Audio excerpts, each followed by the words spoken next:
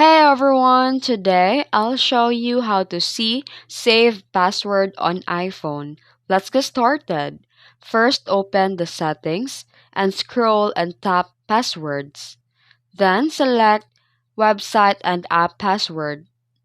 Now you can authenticate with Face ID, Touch ID, or your passcode, and here you'll see a list of saved sites and apps, and tap any entry to view details. You can also tap the show password and copy to paste it where you need. You can use also the search bar at the top to quickly find a specific site or app. And only reveal password when you're alone and never share them. Consider enabling two-factor authentication for more important accounts. That's it. It's fast and secure. If you found this video helpful, don't forget to like and subscribe for more tutorials. Thanks for watching.